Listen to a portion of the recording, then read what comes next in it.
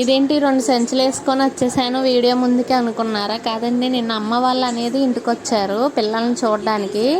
మళ్ళీ స్కూల్ తీసేస్తారు కదా, మొత్తం అమ్మకు కూడా కుదరదండి. ఎందుకంటే అమ్మ సాయంత్రం మాటలు చిన్న బజ్జీలు అనేది వేసి సేల్ చేస్తూ ఉంటుంది. మాకు చిన్న షాప్ అయితే ఉంది.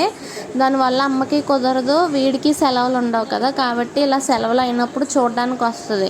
అది కూడా వచ్చినప్పుడు ఇలా తనకు తోచినంతలో ఏదో ఒకటి పిల్లల గురించి స్నాక్స్ అని చేసి తెస్తానే ఉంటుందండి.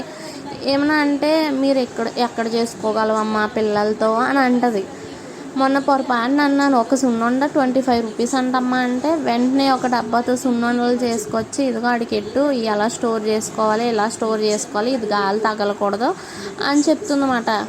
ఎంతైనా అమ్మ ప్రేమ అంతే కదండి. కాకపోతే అసలుకంటే వడ్డీ ముద్దు అంటారు కదా, అలాగే నాకన్నా వాళ్ళే బాగా చూస్తారు. నాకు ఒక్కోసారి గిల్టీ కూడా వచ్చేది, నా మీద వాళ్ళే బాగా చూస్తుంది అని చెప్పేసి.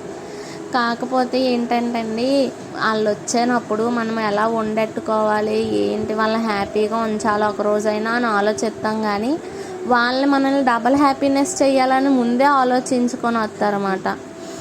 మా అమ్మ ఇవన్నీ ఇంట్లోనే చేస్తారండి, బయట అయితే ఏం తీసుకోరు.